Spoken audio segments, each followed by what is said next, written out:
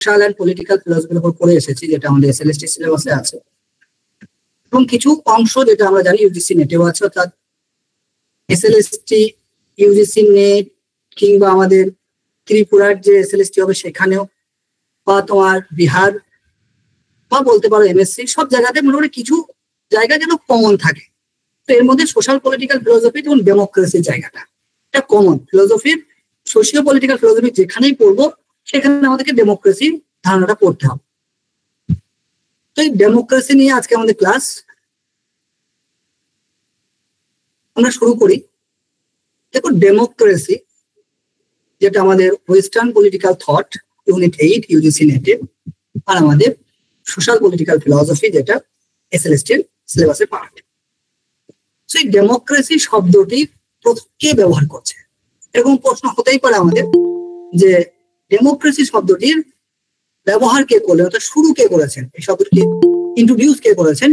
So এই শব্দটি introduce করেছেন তোমার হেরোডোটাস। সো হেরোডোটাস প্রথম এই ডেমোক্রেসি শব্দটি ব্যবহার করেছেন, এটা মনে রাখতে হবে আমাদেরকে। দেখুন, এই ডেমোক্রেসির বাংলা প্রতিশব্দ আমরা করি গণতন্ত্র। ঠিক গণতন্ত্র বা ডেমোক্রেসি এই শব্দটা হচ্ছে গ্রিক শব্দ থেকে আসা। গ্রিক দুটো শব্দ, একটা হচ্ছে ডেমোস আর হচ্ছে কারাটোস বা কার্সিয়ান। ঠিক আছে, কারাটোস বা কার্সিয়ান, এই দুটি শব্দের সংযোগে ডেমোক্রেসি শব্দটি উৎপত্তি হচ্ছে। তো ডেমোস এই শব্দের অর্থ হচ্ছে পিপল বা জনগণ, আর ক্যারাটোস শব্দের বা ক্যার্সিয়ান শব্দের অর্থ হচ্ছে টু রুল বা শাসন।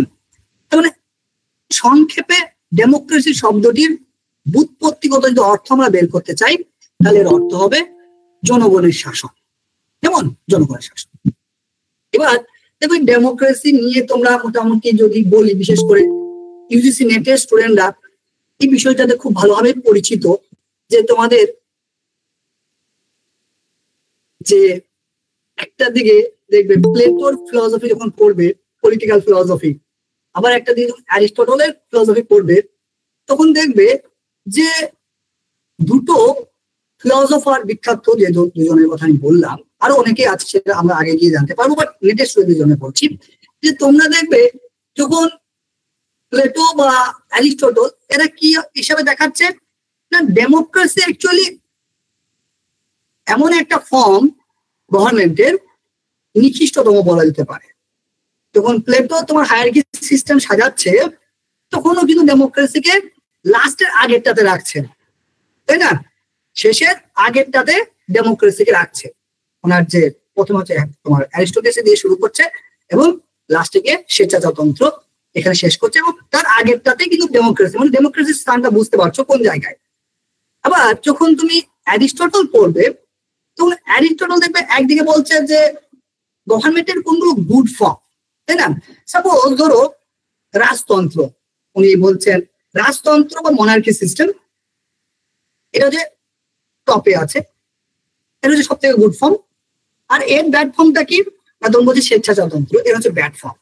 ঠিক একই রকম ভাবে অভিজাততন্ত্র বা অ্যারিস্টোক্রেসি, এর ব্যাড ফর্ম কি না, তখন উনি বলছেন যে অলিগ্রেসি, তাই না? অলিগ্রেসি এর হচ্ছে ব্যাড ফর্ম। ঠিক একই রকম ভাবে যে কনস্টিটিউশনাল রিপাবলিক, এর ব্যাড ফর্মটা কি, তখন উনি বলছেন এর ব্যাড ফর্মটা হচ্ছে তোমার ডেমোক্রেসি। তার মানে অ্যারিস্টটল এবং প্লেটোর ফিলসফি থেকে বুঝতে পারছো যে ডেমোক্রেসিকে কিভাবে দেখছে। ঠিক আছে, ইভেন তোমাদেরকে আগের দিন যখন গান্ধীজি পড়াচ্ছিলাম, তখনও গান্ধীজি কিভাবে ডেমোক্রেসিকে উপস্থাপন করলো, গণতন্ত্রকে উপস্থাপন করলো, সেটাও বুঝতে পারলাম। কারণ গান্ধীজিও খুব একটা ডেমোক্রেসির সাপোর্টার না, উনি চেয়েছিলেন কি না, তোমার রাম রাজ্য, kingdom of god, kingdom of god, যেটাকে আমরা বলছিলাম ইন্টেলেকচুয়াল অ্যানার্কিসিজম। এইরকম একটা কনসেপ্ট আমরা কিন্তু পাচ্ছি। তো এই ডেমোক্রেসি একটা ফর্ম, ম্যাকেনজি স্বীকার করছে যেটা আদর্শ ফর্ম।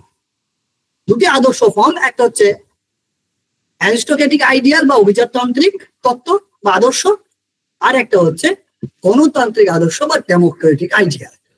ওকে, সো দুটো ফর্ম কে বলছেন, ম্যাকেনজি। তাহলে ম্যাকেনজির মধ্যে দুটি আদর্শ কি, একটা হচ্ছে অভিজাততান্ত্রিক, একটা হচ্ছে গণতান্ত্রিক আদর্শ। এখন এই গণতান্ত্রিক সরকার বা গণতান্ত্রিক আদর্শ নিয়ে বেশ ফিলোসফাররা বেশ বহু কিছু বলেছেন। যেমন জে অস্টিন, ঠিক আছে, জে অস্টিন কিন্তু এখানে তোমার জন অস্টিন কিন্তু, ঠিক আছে, জন অস্টিন পলিটিক্যাল থিঙ্কার, আমাদের অ্যানালিটিক ফিলোসফার না। তো উনি কি বলছেন, উনি বলছেন গণতান্ত্রিক সরকার বলতে কি বোঝায় না, যেখানে সমগ্র জাতির এক বৃহৎ অংশ শাসন কার্যে অংশগ্রহণ করবে। তাহলে একটা সমগ্র জাতি, সেই জাতির একটা ম্যাক্সিমাম অংশ শাসন কার্যে অংশগ্রহণ করে, এটা হচ্ছে গণতান্ত্রিক সরকার। জেস মিলের কথাটি খুব গুরুত্বপূর্ণ তোমাদের পরীক্ষার জন্য। জেস মিল কি বলছেন, জেস মিল বলছে যে গণতন্ত্রটা হচ্ছে তোমার আধুনিক কালের অসাধারণ আবিষ্কার। তাহলে গণতন্ত্রকে কে আধুনিক কালের অসাধারণ আবিষ্কার বলছেন না, তোমার James Mill. Okay, grand discovery of modern times. এবার সেই ফেমাস ডেফিনেশন যেটা তোমরা সবাই মোটামুটি মুখে মুখে সবাই জানো, আমি জানি এটা কম্পালসারি যে এই ডেফিনেশন সবাই জানো। ডেমোক্রেসির একটা ডেফিনেশন পাই যে democracy as government of the people by the people for the people, Abraham লিঙ্কনের সেই বিখ্যাত ডেফিনেশন, তাই না?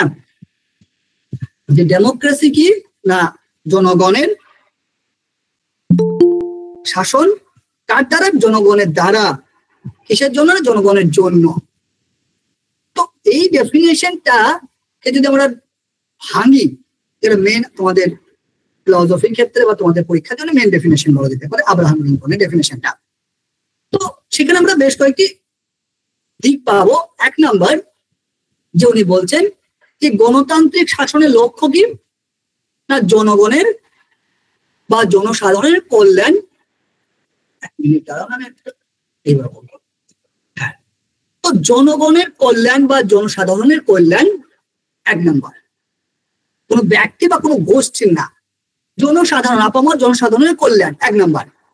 দুই নম্বর হচ্ছে এখানে কি থাকবে না, জনগণের দ্বারা শাসন শুরু হবে কিন্তু, এবং সেই শাসন কার্যে তারা প্রত্যক্ষভাবে বা ডাইরেক্টলি বা ইনডাইরেক্টলি অংশগ্রহণ করতে পারবে। কেমন? অর্থাৎ জনগণের দ্বারা এটা শাসন ব্যবস্থা, এবং সেখানে প্রত্যক্ষ এবং পরোক্ষভাবে তারা অংশগ্রহণ করতে পারবে। আরেকটা কি পাবো, যে গণতান্ত্রিক যেটা শাসন ব্যবস্থা সেটা যেহেতু জনগণের জন্য, ফলে সেখানে জাতি, বর্ণ, ধর্ম, স্ত্রী, পুরুষ নির্বিশেষে সকলেই কি করতে পারবে না, তোমার সুযোগ সুবিধা পাবে। ওকে, এছাড়াও আমরা আরেকটা বিখ্যাত ডেফিনেশন বলতে পারো বা স্টেটমেন্ট বলতে পারো ডেমোক্রেসি সম্পর্কে, নট মানে বলতে পারি না যেটা মৌলিকভাবে এসএলএসটি, বাট ইউজিসি নেটের স্টুডেন্টদের জন্য মোস্ট ইম্পর্টেন্ট।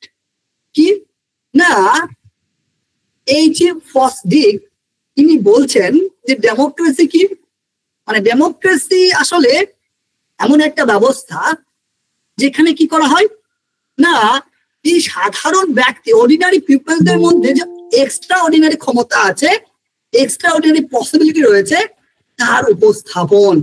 জনগণ শাসন করছে, দেখো শাসনটাকে বলছে তুমি আমি আমাদের মধ্যেই কেউ, তাই না?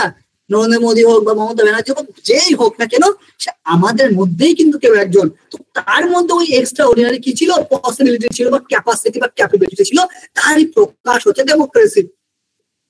এটা হচ্ছে এইচ ফসডিক বলছে। অ্যারিস্টটল কি বলছেন? অ্যারিস্টটল বলছেন democracy as the rule of the many, অর্থাৎ অনেকের শাসন। ডেমোক্রেসি হচ্ছে অনেকের শাসন, অনেকের শাসন। আর এখানেই অ্যাকচুয়ালি অনেকের শাসন হওয়ার ফলে ব্যাপারগুলো কিছু সমস্যা আছে। আমরা জানি যদি অ্যারিস্টটলকে ভালো করে পড়ি না ডেমোক্রেসি নিয়ে, তোমাদের মধ্যে থেকে যারা ইউজিসি নেট দেবে, এসএলএসটির জন্য আমি বলছি না এটা কম্পালসারি, বাট ইউজিসি নেট বা আদার্স যারা হাই লেভেলের এক্সাম দেবে তারা এই জায়গাটা মাথায় রাখবে যে অ্যারিস্টটল কিন্তু ডেমোক্রেসি ক্রিটিসাইজ করছে, তা ঠিক আছে, বাট অ্যারিস্টটলের কনসেপ্টকে যদি পড়ি, পলিটিক্যাল থিঙ্কিং এ যদি আমরা পড়ার চেষ্টা করি, তাহলে দেখবো যে অ্যারিস্টটলের ফিলোসফিতে বক্তব্যটা এরকম আসছে যে অ্যারিস্টটল ডেমোক্রেসি এবং অ্যারিস্টোক্রেসি বলছে এই দুটোর কম্বিনেশন যে ফর্ম, সেটা যে বেস্ট, সেটাই হচ্ছে তোমার সর্বোত্তম। এবং অ্যারিস্টটলকে এই জায়গায় সাপোর্ট করছে তোমার সেন্ট অগাস্টিন। হ্যাঁ, সেন্ট অগাস্টিন, সিসেরো, পলিবাস এদের মতন ব্যক্তিরা সাপোর্ট করছে। অর্থাৎ অ্যারিস্টটল যে কথাটি বলছে তার ফিলসফিতে ইনডাইরেক্টলি, সরাসরি ভাবে না, বাট ইনডাইরেক্টলি এরকম বলার চেষ্টা করছে যে আমরা কি করতে পারি, অ্যারিস্টোক্রেসি এবং ডেমোক্রেসি এই দুটো কনসেপ্টকে একসাথে সংযোগ করতে পারি। এই সংযোগের ফলে যে গভর্নমেন্ট ফর্মটা আসবে সেটাই হবে তোমার best possible form of the government. ঠিক আছে, তো এটা নেট স্টুডেন্ট এটা মনে রাখবে। তোমাদের হতে পারে, প্রশ্ন হলেও হতে পারে সেলেস্টিভ, যে কে বলেছেন যে ডেমোক্রেসি এবং অ্যারিস্টোক্রেসির সম্মিলিত যে তোমার আসবে, ফর্মটা আসবে, আকারটা আসবে, সেটাই হচ্ছে একটা সরকার এর আদর্শ রূপ বা বেস্ট রূপ, সর্বোত্তম রূপ। এই কথাটা কিন্তু অ্যারিস্টটলই বলছে। কেমন? এবং এটাকে সমর্থন কে করছে বললাম না, তোমার সিসেরো, তারপর হচ্ছে সেন্ট অগাস্টিন, পলিবাস এদের মতন পরবর্তী অ্যারিস্টটলিয়ান ফিলসফাররা। ওকে, এবার তিনি বললেন যে রুল অফ দ্য মেনি। তবে হ্যাঁ, মৌলিকভাবে কিন্তু ক্রিটিসাইজই করেছে, যেটা তোমাদের প্রথমে আমি বললাম। ম্যাকেনজি বলছে যে গণতান্ত্রিক আদর্শ কি? গণতান্ত্রিক আদর্শটা কি? উনি বলছেন যে গণতান্ত্রিক আদর্শ বলতে বোঝায় সমাজ বা সম্প্রদায়ের নিম্ন শ্রেণীর দ্বারা অধিকাংশ ব্যক্তিদের দ্বারা গঠিত শাসন ব্যবস্থা সরকার। অর্থাৎ নিম্ন শ্রেণী বা অধিকাংশ ব্যক্তিদের দ্বারা যে শাসন ব্যবস্থা, সেটা হচ্ছে গণতান্ত্রিক আদর্শ ম্যাকেনজির। তাহলে এত সকল ব্যক্তি যে গণতান্ত্রিক আদর্শ বা গণতন্ত্র নিয়ে কি কি কে কি বললো, এগুলো তোমাদেরকে মনে রাখতে হবে। এবার এই গণতান্ত্রিক যে আদর্শ, তার কিছু রয়েছে বৈশিষ্ট্য। কেমন বৈশিষ্ট্য? যেমন হচ্ছে লিবার্টি, হ্যাঁ, স্বাধীনতা, সাম্য বা ইকুয়ালিটি, এবং ফ্রেটার্নিটি বা ভ্রাতৃত্ব। হ্যাঁ, এবং দেখো এই লিবার্টি, ইকুয়ালিটি এন্ড ফ্রেটার্নিটি এই কনসেপ্টটা তোমরা এর আগেও পড়েছো। যদি তোমরা আম্বেদকর পড়ে থাকো, সোশ্যাল পলিটিক্যাল ফিলোসফি আম্বেদকর কিন্তু বলছে যে একটা আদর্শ সমাজ এই তিনটে নীতির উপর প্রতিষ্ঠিত হবে। আর যদি এই তিনটে নীতি না থাকে, তাহলে সেই সমাজ একটা ছোট ঘটের মতো, লিখি পট উনি বলছেন, বা নাকের উপর হেঁটে দেওয়ার মতন। নাকের উপর যেমন হেঁটে দেওয়া সম্ভব না, ছোট ঘটের মধ্যে যতই জল রাখি সেটা কখনোই থাকবে না, ঠিক একই রকম ভাবে লিবার্টি, ইকুয়ালিটি, ফ্রেটার্নিটি যদি সমাজের মধ্যে না থাকে, তাহলে সেই সমাজ কখনোই ভালো সমাজ হবে না। ঠিক আছে, এই কথা কিন্তু বলছেন, এবং তিনি বলছেন যে এটা কিন্তু ওনার ফিলসফিক্যাল অ্যাপ্রোচ, এমনটা না যে বুদ্ধিজম থেকে কপি পেস্ট করেছে। সরি, বুদ্ধিজম বলছি, ফরাসি অ্যাপ্রোচ থেকে কপি পেস্ট করেছে। এখন এই যে ভ্রাতৃত্ব বা সাম্য বা স্বাধীনতা, এই যে আদর্শগুলো, বিশেষ করে ভ্রাতৃত্ব নামক যে আদর্শটা দেখো, বা সাম্য নামক যে আদর্শগুলো, এখানে এক প্রকার দেখবে মানবতা বোধ আসছে, হিউম্যানিজম। তো গণতন্ত্রের মধ্যে এক প্রকার হিউম্যানিস্টিক অ্যাপ্রোচ বা তোমার মানবতাবাদী অ্যাপ্রোচ একটা রয়েছে। সেই জন্য ম্যাকেনজি বলছে যে যেহেতু সকলেই সাম্য, সকলের মধ্যে ইকুয়ালিটি থাকবে, ফলে একটাই পরিচয় হবে আমাদের মানুষ, তাই না? একটা পরিচয় হবে আমাদের মানুষ। ম্যাকেনজি বলছে যেরকমটা তোমরা শ্রী নারায়ণ গুরু ফিলসফিতে পাবে, তাই না? No caste, no god, no religion, এইরকম একটা ব্যাপার। ম্যাকেনজি এরকম বলছে যে বিশ্বে আমাদের যে বিশেষ স্থান, আমাদের হিউম্যান বিং এর একটা ভালো একটা স্থান রয়েছে না জগতে, সবার উপরে আমরা মানুষ থাকি। হ্যাঁ, তো এই মানুষের যে অবস্থা, কারণ কি? কারণ আমাদের মধ্যে কি রয়েছে? মানবতা রয়েছে না। তো মানে আমরা একই মানবতার অন্তর্ভুক্ত। বাকি যা কিছু আছে ধর্মগত, জেন্ডারগত, লিঙ্গগত বা জাতিগত, উপজাতিগত, এই সবগুলো হচ্ছে তুচ্ছ। এই স্টেটমেন্টটাও মনে রাখবেন। এটাও গণতন্ত্রের আদর্শ প্রসঙ্গে ম্যাকেনজি বলছেন যে বিশ্বে আমাদের যে বিশেষ স্থান, তার কারণ আমরা একই মানবতার অন্তর্ভুক্ত, এবং এর তুলনায় অন্য সব বৈষম্য নিতান্তই তুচ্ছ। বাকি যে আমাদের মধ্যে ডিফারেন্স আছে ওটা কিছুই না, মেন হচ্ছে আমরা একটা হিউম্যান। কেমন? এবার দেখো এই যে ইকুয়ালিটি, লিবার্টি এন্ড ফ্রেটার্নিটি যে কনসেপ্টটা, গণতন্ত্রের সঙ্গে ফরাসি বিপ্লবের আদর্শগুলো আছে, যে স্বাধীনতা, সাম্য এবং ভ্রাতৃত্ব। গণতন্ত্রের আদর্শগুলো আছে, তাহলে ডিফারেন্স কি? এটা মাথায় রাখবে যে ফরাসি বিপ্লবে যখন এই স্বাধীনতা, সাম্য বা ভ্রাতৃত্ব শব্দগুলি ব্যবহার হচ্ছে, তখন সেখানে একটা রাজনৈতিক আদর্শ, পলিটিক্যাল আইডিয়াল অর্থে ব্যবহার হচ্ছে। কিন্তু যখন গণতন্ত্রে এই শব্দগুলি ব্যবহার হচ্ছে, স্বাধীনতা, সাম্য, ভ্রাতৃত্ব, তখন রাজনৈতিক তো বটেই, তার সঙ্গে সামাজিক বিষয়টা চলে আসছে, অর্থাৎ বোথ সোশ্যাল অ্যান্ড পলিটিক্যাল। ওকে, এই জায়গাটা মাথায় রাখবেন। এই তো অধ্যাপক রাফেল, এনাকে হয়তো অনেকে চিনবে, যেমন আমাদের রাসেলের সাথে নামটা অনেকটা মিল আছে, রাসেল। তো রাফেল, আমাদের রাসেল যেমন প্রবলেমস অফ ফিলসফি লিখছেন, রাফেল ওই রকম তোমার প্রবলেমস অফ পলিটিক্যাল ফিলসফি নামক একটা গ্রন্থ লিখছেন। তো এই রাফেল কি করেছেন না, ভ্রাতৃত্ব এবং স্বাধীনতার মধ্যে পার্থক্য করেছেন। এটাও প্রশ্ন হতে পারে যে এই যে আদর্শগুলোর মধ্যে যে ভ্রাতৃত্ব এবং স্বাধীনতা, এই দুটোর মধ্যে পার্থক্যকে দেখিয়েছে না অধ্যাপক রাফেল। কেমন? তো উনি কি বলছেন, পার্থক্য কিভাবে দেখাচ্ছেন, যে ভ্রাতৃত্ব যে বিষয়টা সেটা কিন্তু এক প্রকার সাধারণ দায়িত্ববোধ, জেনারেল অবলিগেশন। আর স্বাধীনতা যে শব্দটা, সেখানে একটা ইন্ডিভিজুয়াল অবলিগেশনের কথা বোঝানো হয়। তার মানে ভ্রাতৃত্ব বোধের মাধ্যম দিয়ে আমরা কি করতে পারি, গোষ্ঠী কল্যাণ করতে পারি, আমাদের সমাজের কল্যাণ করতে পারি। আর স্বাধীনতার দ্বারা আমরা নিজের কল্যাণ করতে পারি, আত্মবিকাশ করতে পারি। কেমন? ওকে, এছাড়াও রাফেল আরো বলছেন যে সাম্যবাদী সমাজ যেখানে, সেখানে ভ্রাতৃত্ব রয়েছে। মানে এই জায়গাটাও খুবই গুরুত্বপূর্ণ। সাম্যবাদী সমাজ এবং তার সঙ্গে সঙ্গে কি না, তোমার কি বললাম না, সাম্যবাদী সমাজ এবং তার সঙ্গে সঙ্গে হচ্ছে উদারপন্থী গণতান্ত্রিক সমাজ। আচ্ছা, আমি ক্লাসে যখন আছি, কথা যদি না কাটে তাহলে আমাকে SMS করো না, নাহলে আমি তো ভাববো যে হয়তো SMS করছো, ফলে আমি হয়তো কোনো কথা কাটছে কিনা, ফলে আমার দৃষ্টিভঙ্গি ওখানে যাচ্ছে, তাই না? ফলে একটু করবে তোমরা, এখন SMS করবে না যদি প্রয়োজন হয়। তো আমি যেটা বললাম যে সাম্যবাদী সমাজ, উনি বলছেন যে সাম্যবাদী সমাজে তোমার কি রয়েছে, ভ্রাতৃত্ব রয়েছে, অর্থাৎ ভ্রাতৃত্বের ওপর বেশি গুরুত্ব দিয়েছে সাম্যবাদী সমাজ। আর উদারপন্থী যে গণতান্ত্রিক সমাজ, সে কার উপর গুরুত্ব দিয়েছে না, তোমার এর ওপর, স্বাধীনতার উপর। তাহলে তোমাদের এরকম যদি প্রশ্ন হয় যে কোন সমাজে ভ্রাতৃত্বের উপর বেশি গুরুত্ব দেওয়া হয়েছে, তোমরা উত্তর কি দেবে? আনমিউট হয়ে বলতে পারো যে যদি তোমাদের প্রশ্ন কোন সমাজে ভ্রাতৃত্বের উপর বেশি গুরুত্ব দেওয়া হয়েছে, সাম্যবাদী সমাজে। আর যদি প্রশ্ন হয় কোন সমাজে তোমার স্বাধীনতার উপর বেশি গুরুত্ব দিয়েছে, উদারপন্থী গণতান্ত্রিক সমাজে। ওকে, আচ্ছা, ভ্রাতৃত্ব বোধটি সাধারণ দায়িত্ববোধের সঙ্গে যুক্ত নাকি ব্যক্তিগত দায়িত্ববোধের সঙ্গে যুক্ত?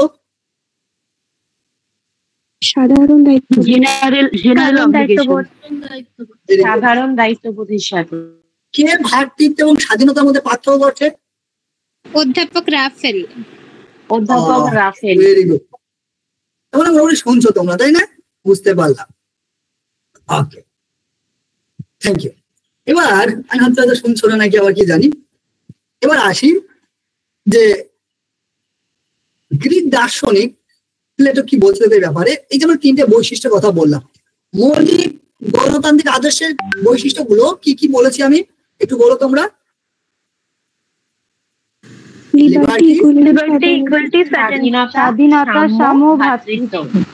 Very good. এবার দেখো, হ্যাঁ, প্লেটোর সমস্যা কি? প্লেটো স্বাধীনতা এবং সাম্য, এই দুটো বৈশিষ্ট্য নিয়ে ওনার সমস্যা। কি বললাম, প্লেটো যে গণতান্ত্রিক শাসন ব্যবস্থার সমালোচনা করছেন কোন দুটি আদর্শের জন্য? এক নম্বর হচ্ছে স্বাধীনতা, দুই নম্বর হচ্ছে সাম্য। কি বললাম?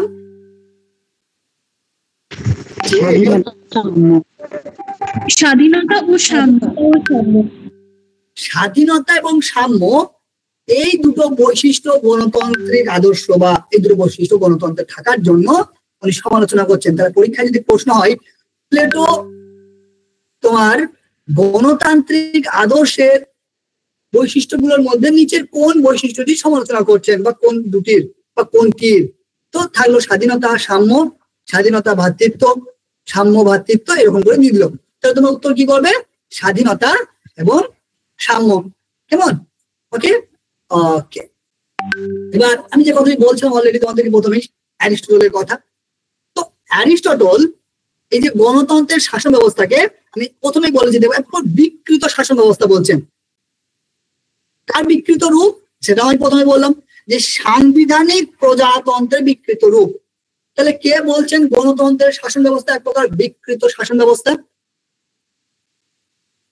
অ্যারিস্টটল। কোন প্রকার শাসন ব্যবস্থার বিকৃত রূপ এটি? সাংবিধানিক প্রজাতন্ত্র। ওকে। এছাড়াও অ্যারিস্টটল আরেকটা কথা বলছে, দেখো ডেমোক্রেসি প্রসঙ্গে, যে democracy is based on false assumption of equality. তাহলে ডেমোক্রেসি কার উপর টিকে আছে, কার উপর দাঁড়িয়ে আছে? না, ফলস অ্যাজাম্পশন অফ ইকুয়ালিটি, ওই যে সাম্যের মিথ্যা প্রতিশ্রুতির বা মিথ্যা আশ্বাসের উপর দাঁড়িয়ে আছে। ও হ্যাঁ, আমাদের ইকুয়ালিটি মিলবে, ইকুয়ালিটি মিলবে। সত্যি কি ডেমোক্রেসি ইকুয়ালিটি মিলে? আদেও মিলে না, উনি বলছেন। শুধুই মাত্র কি হয়, কিছু শ্রেণী তারাই রক্ষক হয়, তারাই ভক্ষক হয়, ফলে এটা কখনোই কি হতে পারে না, আদর্শ হতে পারে না। এই জন্য ডেমোক্রেসির এই কেসরি অ্যারিস্টটলের ডেমোক্রেসির এই ক্রিটিসিজমটা মনে রাখবেন। কি বললাম? ডেমোক্রেসি ইজ বেসড অন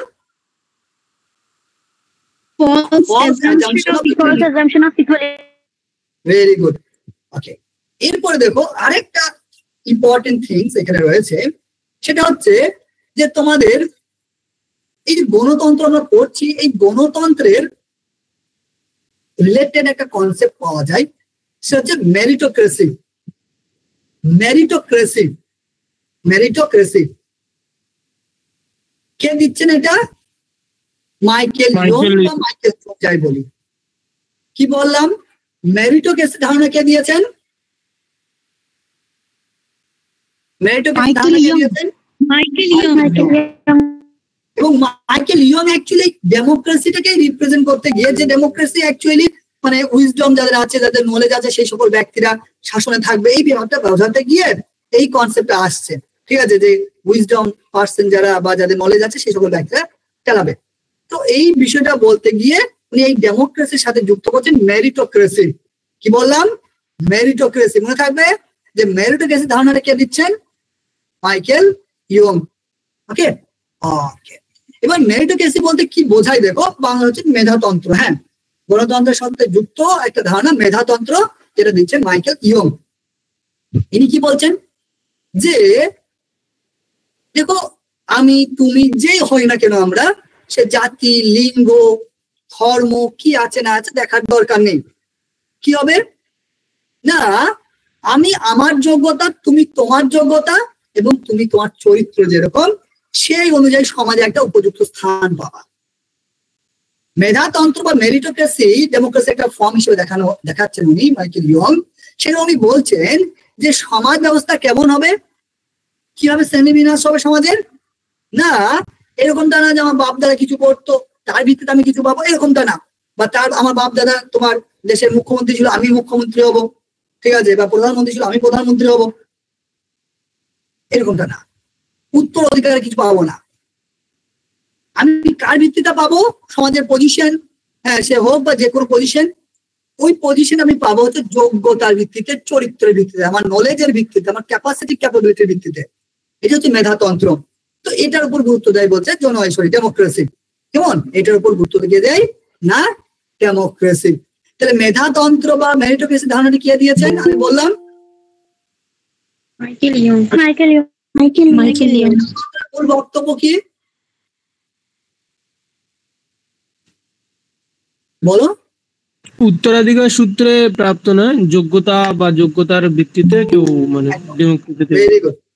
যোগ্যতার ভিত্তিতে। এবার দেখো, এই গণতান্ত্রিক যে সরকার বা শাসন ব্যবস্থা, এর প্রকারভেদ রয়েছে।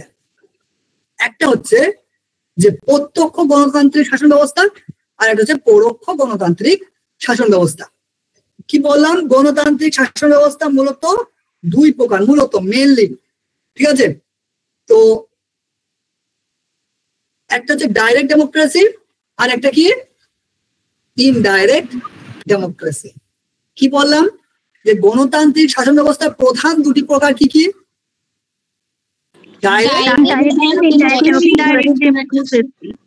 ইনডাইরেক্ট।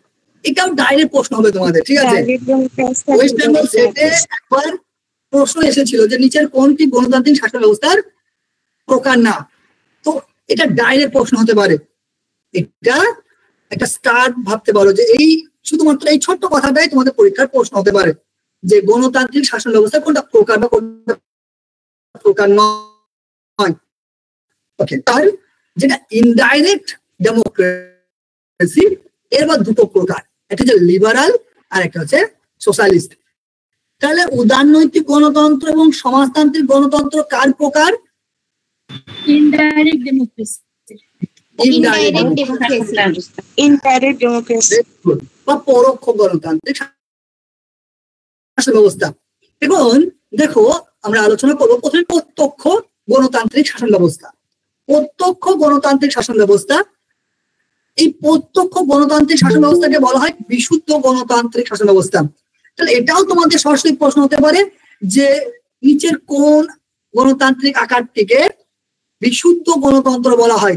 উত্তর কি হবে?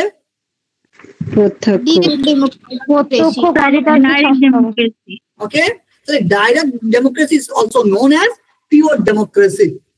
কেমন? এটাকে পিওর ডেমোক্রেসি বলা হয়। কেন পিওর ডেমোক্রেসি বলা হয়? আমাদের এরকম ভাবে দিতে পারে, অ্যাজারশন রিজনিং যেটা হয়, ঠিক আছে, সিদ্ধান্ত এবং হচ্ছে তোমার প্রত্যেক বাক্য এবং হচ্ছে তোমার কি তোমার যুক্তি বাক্য। তো সেখানে দিয়ে দিল যে প্রত্যক্ষ গণতান্ত্রিক আকারটি হলো তোমার বিশুদ্ধ গণতান্ত্রিক ব্যবস্থা, এটা হচ্ছে তোমাদের সিদ্ধান্ত। এবার তোমাদের যুক্তিতে দিল যে প্রত্যক্ষ গণতান্ত্রিক শাসন ব্যবস্থাতে প্রত্যেক নাগরিক সক্রিয় অংশগ্রহণ করে। তাহলে তোমরা কি করবে? দুটি সত্য তো বটে এবং তার সঙ্গে সঙ্গে কি সঠিক ব্যাখ্যা, সিদ্ধান্তটির সঠিক বিশ্লেষণ। একদম। তো এইরকম প্রশ্ন হয় কিন্তু। এবার এই প্রত্যক্ষ গণতন্ত্র যেটা, সেটা কিন্তু তোমার খুব রিয়ার, পাওয়া যায় না বলা যেতে পারে। এই প্রত্যক্ষ গণতন্ত্র আমরা পেয়েছিলাম সেই গ্রিক এর এথেন্সে, ঠিক আছে। এই প্রকার গণতন্ত্র কিন্তু প্রচলিত ছিল কিছুকাল, এবং বর্তমানে কিছু জায়গা যেমন সুইজারল্যান্ডের কিছু জায়গা তাদের ক্যান্টনে, বিভিন্ন আধা ক্যান্টনে এগুলো আছে, বাট অ্যাজ আ স্টেট বা রাষ্ট্র হিসাবে নেই। কিন্তু ছোট ছোট জায়গায় এগুলো আছে, তা মনে রাখবে। কিন্তু এগুলো হতে পারে প্রশ্ন মেবি আমাদের এসএলএসটি এর ক্ষেত্রে, যে বিশুদ্ধ গণতন্ত্রের ফর্মটি বা আকারটি কোথায় কোথায় দেখা যায় বা কোথায় দেখা গেছে। তো এথেন্স, সুইজারল্যান্ড এরকম করে দিয়ে দিতে পারে, এই দুটো জায়গাতেই দেখা যায় বা দেখা গেছে। এবার এখানে কিন্তু মাথায় রাখবে যে প্রত্যক্ষ গণতন্ত্র ক্ষেত্রে সবসময় জনসংখ্যা কি হবে? স্বল্প হবে। মাথায় থাকবে, এটা একটা গুরুত্বপূর্ণ কিন্তু শর্ত। এখানে তোমার জনসংখ্যার সদস্য সংখ্যা কিন্তু স্বল্প হবে, বৃহৎ আকার হবে না, এবং ক্ষুদ্র আয়তন হবে, ঠিক আছে। এটা একটা কিন্তু গুরুত্বপূর্ণ ফিচার্স এখানে। একজন ফিলসফার যার নাম হচ্ছে রুশো, তিনি কিন্তু এই প্রকার গণতন্ত্রের সমর্থক ছিলেন। তাহলে রুশো কোন ধরনের ডেমোক্রেসি সাপোর্টার? ডিরেক্ট বা পিওর ডাইরেক্ট বা পিওর ডেমোক্রেসি। হ্যাঁ, এই রুশো সম্পর্কে তোমরা একটু হলেও মনে রাখো যে রুশো হচ্ছে সামাজিক চুক্তি মতবাদের সমর্থক, সোশ্যাল কন্ট্যাক্ট থিওরি। রুশো ছাড়াও আরো দুজন দার্শনিক আছেন, হবস এবং লক। হবস, লক, রুশো তিনজন বিখ্যাত দার্শনিক সোশ্যাল কন্ট্যাক্ট থিওরির, এটাও মনে রাখবে। তো এই রুশোর একটা বিখ্যাত কনসেপ্ট আছে পপুলার সভারেন্টি। পপুলার সভারেন্টি ধারণাটাও এই রুশো দিচ্ছে, এবং সমস্ত ডেমোক্রেসির সাথে যুক্ত। এমনটা না যে আমি ডেমোক্রেসির বাইরে গিয়ে বলছি, হ্যাঁ তোমাদের সিলেবাসে নেই, তোমরা চলে পাবে, এগুলো নেই, বাট এগুলো মনে রাখতে হবে কম্পালসারি। তো এই রুশো কি করছে না, পপুলার সভারেন্টি ধারণা দিচ্ছেন, এবং এই পপুলার সভারেন্টি ধারণাটি কার সঙ্গে যুক্ত? তার একটা বিখ্যাত কনসেপ্ট জেনারেল উইল। তাহলে কনসেপ্ট অফ জেনারেল উইল কার দেওয়া? উত্তর কি হবে? রুশো। এবং পপুলার সভারেন্টি ধারণাটা কার দেওয়া? রুশো। তো এই যে আমি বলছিলাম না যে ফ্রি মানে স্বাধীনতা বা মুক্ত হওয়া, এটা কিন্তু একটা গুরুত্বপূর্ণ বৈশিষ্ট্য ডেমোক্রেসির। তো রুশো এই জন্য এই ধরনের কথা বলতে গিয়ে একটা বলছে যে man can be force to be free, ঠিক আছে। এই স্টেটমেন্টটা হচ্ছে রুশো, এবং এটা ইউজিসি নেটের জন্য খুবই গুরুত্বপূর্ণ। A man can be force to be free, এটা কার স্টেটমেন্ট? না, রুশোর স্টেটমেন্ট। ওকে, প্রত্যক্ষ গণতন্ত্রের কিছু সুবিধা রয়েছে। এক নম্বর সুবিধা হচ্ছে এখানে জনগণ সক্রিয় ভূমিকা পালন করবে, আর 2 নম্বর এখানে স্বৈরাচার থাকবে না। কেন থাকবে না? কারণ দেখো, স্বাভাবিকভাবে যদি তুমি আমি সকলে মিলেই ডিসিশন নিই, প্রত্যক্ষ গণতন্ত্রের ক্ষেত্রে কি হবে, যে কোনো একটা সমস্যা হয়েছে ধরো, সেই সমস্যাটা আমরা সকলে মিলে এক জায়গায় হবো, এক জায়গায় যদি নিজেদের মধ্যে মিটিং করব, আলোচনা করে সেটা সলভ করবো।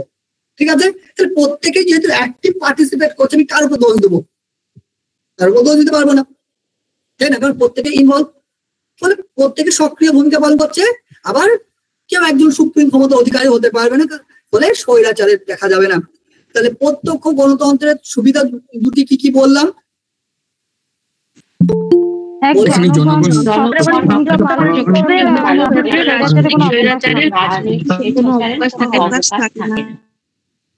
Very good. এবার অসুবিধা দেখি। হ্যাঁ, অসুবিধা দেখি।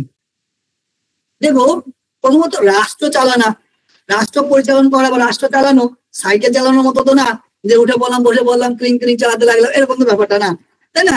তার মানে এখানে বলছে যে রাষ্ট্র চালানোটা জটিল বিষয়, ফলে একটা হাই লেভেলের নলেজ থাকতে হবে। এবং তোমার যে সাধারণ মানুষের আমাদের মধ্যে থাকে না, সবার মধ্যে থাকে না, দেখবে যেমন সবাই পারবো তাহলে হতো না, তাই না? সবার দ্বারা সবকিছু হয় না, কিন্তু কিছু ব্যক্তিদের মধ্যে ক্ষমতা আছে, যাদেরকে আমরা দেখবো অনেক সময় ক্যারিসমেটিক লিডার শব্দ ব্যবহার করি। যেমন আমাদের নরেন্দ্র মোদী সম্পর্কে ক্যারিসমেটিক লিডার শব্দ ব্যবহার করি, মমতা ব্যানার্জি সম্পর্কে ক্যারিসমেটিক লিডার শব্দ ব্যবহার করি, তাই না? ঠিক ক্যারিসমেটিক লিডার হওয়াটা একটা বিরাট ব্যাপার থাকে, যে তোমার কথা কেউ শুনবে, তাই না? যখন তুমি বলছো তখন কেউ শুনছে, তো এটা সবার দ্বারা হয় না, তোমার দূরদৃষ্টি থাকা সবার হয় না কিন্তু। তো যাই হোক, যেটা বলছিলাম, তো জ্ঞান বা বুদ্ধি সবার সমান থাকে না, ফলে অনেক সমস্যা হতে পারে, ভুলভাল ডিসিশন হতে পারে। ভুলভাল ডিসিশন হলে কি হবে, সেটা রাষ্ট্রের পক্ষে ক্ষতিকারক, সেটা যে অসুবিধা। আবার সঠিক কর্ম পদ্ধতি কি হবে, কারণ ওই যে দূরদৃষ্টি, ভবিষ্যতে এটা কি হবে না হবে সেটা সব অনেকে ভাবতে পারে না। তো সঠিক কর্ম পদ্ধতিও কিন্তু অনেক সময় আমরা করতে পারি না, তাই না? আমাদের সবসময় তো ইমিডিয়েট সলিউশন চাই, এটা একটা খুব আমাদের বড় ভুল। আমরা মনে হয় যে আজকে পরীক্ষা দেবো, কালকে রেজাল্ট দেবো, পরশু সময় চাকরি হয়ে যায়। তো এই ধারণা কিন্তু রাখবে না, সবকিছু সময়ে হয়, এবং সবসময় নিজের দৃষ্টিভঙ্গি দূরদর্শী রাখবে, যে ভবিষ্যতে কি হচ্ছে না হবে বা তোমার রেজাল্টটা কি আসবে। সেই জন্য আমি অনেক সময় ইউটিলিটারিজমকে সাপোর্ট করি, কারণ একটা কনসিকুয়েন্স থেকে যে ভবিষ্যতে কি হবে এটা এর উপর কথা বলে না। তো সঠিক কর্ম পদ্ধতি কেমন হবে সেটা কিন্তু সাধারণ জনগণ কিন্তু বুঝতে পারে না খুব একটা। ঠিক আছে? অর্থাৎ ভবিষ্যৎমুখী তাদের খুব একটা থাকে, বাট দূরদর্শী তারা হয় না খুব একটা। সেই জন্য প্লেটো এখানে তোমার বলছে, এই জায়গাটা মনে রাখবে, প্লেটো কি বলছে, ক্রিটিসিজমটা কিসের জন্য করছে। প্লেটো বলছে যে আমি বললাম যে অধিক ব্যক্তি মানে অধিকাংশ এখানে করবে, জয়েন হবে এবং একটা সরকার গঠন করবে, যেটাকে আমরা বলছি ডেমোক্রেসি। হ্যাঁ, তাতে সবাই পার্টিসিপেট করবে, বাট সবার মধ্যে সেই ক্ষমতাটা আছে, সেই এডুকেশনটা আছে, তাই না? আমাদের মধ্যে তো সেই এডুকেশনটা নেই, প্রপারলি ভাবে আমরা সেই লেভেলের নলেজ নেই। উনি বলছেন একটা শাসক হতে গেলে তাকে মোটামুটি 55 বছর বয়সে গিয়ে হতে হবে, তাই না? তার আগে তার কি চলবে, 50 বছর পর্যন্ত তার তোমার শুধু এডুকেশন আর এডুকেশন চলবে।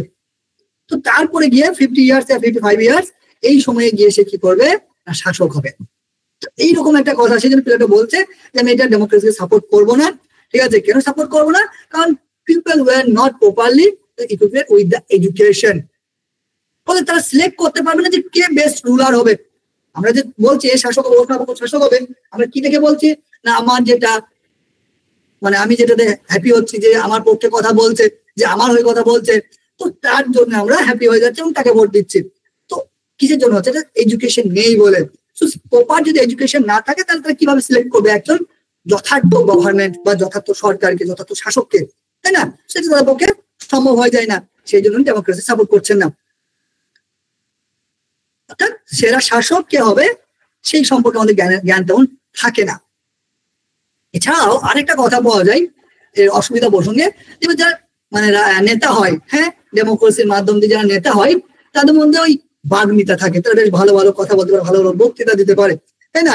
এর ফলে তাদের এই বক্তৃতা ভালো ভালো কথা চিন্তা করবে না, হ্যাঁ, তোমার বাড়ি হয়ে যাবে, তোমার ছেলে চাকরি হয়ে যাবে, তোমার সব হয়ে যাবে, তোমাদের পরে কল বসে যাবে, কারেন্টের সমস্যা সব ঠিক হয়ে যাবে, তাই না? তো এই ধরনের ভালো ভালো কথা তারা বলবে, আর আমরা সাধারণ মানুষ ফেঁসে যাবো, ভোট দেবো, তারপর দেবো কিছুই নাই। তো এই যে বাগ্মিতা থাকে, এটা তো ধরতে পারো না। আর এর প্লেটো এই জন্য বলছে যে এখানে যারা থাকে তারা হচ্ছে স্বার্থপর অযোগ্য ব্যক্তি, যারা কি করে রাষ্ট্রকে ধ্বংস করে দেয়। এই জন্য ডেমোক্রেসি উনি সাপোর্ট করছেন না। বাকচাতুর হয় তারা, ঠিক আছে? ডেমোক্রেসির যারা মানে ক্ষমতায় থাকে তারা হচ্ছে বাকচাতুর, বাগ্মিতা হয় তারা। এরপরে আমরা দেখবো ইনডাইরেক্ট ডেমোক্রেসি বা রিপ্রেজেন্টেটিভ ডেমোক্রেসি। রিপ্রেজেন্টেটিভ ডেমোক্রেসি বলতে কি বোঝায় না, দেখো আমি যেটা বললাম যে তোমার ডাইরেক্ট ডেমোক্রেসি একটা স্বল্প সংখ্যক এরিয়াতে পসিবল, যখন বৃহৎ আকার হয়ে যাবে, এরিয়াটা অনেক বড় হয়ে যাবে, যখন প্রচুর ব্যক্তি এখানে ইনভলভ, সেখানে কিন্তু ওইভাবে হবে না, আমরা প্রবলেম ওইভাবে সলিউশন করতে পারবো না। তখন আমরা কি করবো, কাউকে একজনকে নির্বাচন করব, সে আমাদের প্রতিনিধি, সে আমাদের কি করবে, সমস্যার সমাধান করে দেবে, তাই না? আমাদের কি করবে না, সমস্যার সমাধান করে দেবে। তো এই যে ব্যাপারটা, কাউকে নির্বাচন করে দেওয়া বা কাউকে তোমার কি করা না, শাসন কার্যের দায়িত্ব দেওয়া, সেটা হচ্ছে তোমার প্রতিষ্ঠা করা ইনডাইরেক্ট ডেমোক্রেসি। তার মানে ইনডাইরেক্ট ডেমোক্রেসি জনমতের উপর প্রতিষ্ঠিত, অর্থাৎ জনগণ সিলেক্ট করে যে বাবু আমাদের কাকে লাগবে, ঠিক আছে, তার উপর ভিত্তি করে কিন্তু এটা তৈরি হয়। কেমন? সো মিল এই পরোক্ষ গণতন্ত্রের একটা ডেফিনেশন দিচ্ছেন বা বলতে পারো লক্ষণ দিচ্ছেন। সেখানে উনি বলছেন যে পরোক্ষ গণতন্ত্র কি না, এটা এমন এক ধরনের শাসন ব্যবস্থা যেখানে সমস্ত জনসাধারণ অথবা তাদের মধ্যে কোনো অংশ বিশেষ শাসন কার্য পরিচালনা করে তাদের সহকারীদের মাধ্যমে, যারা নির্দিষ্ট সময়ে তাদের দ্বারাই নির্বাচিত হয়। তার মানে আমাদের দ্বারা নির্বাচিত হয়ে কি করবে না, আমাদের উপরই শাসন করবে। এটাই হচ্ছে তোমার পরোক্ষ গণতন্ত্রের ডেফিনেশন। মিলের বক্তব্যটা কি বললাম তাহলে, বলো মিলের বক্তব্যটা একটু বলো। আমি জল খাই কতক্ষণ একটু।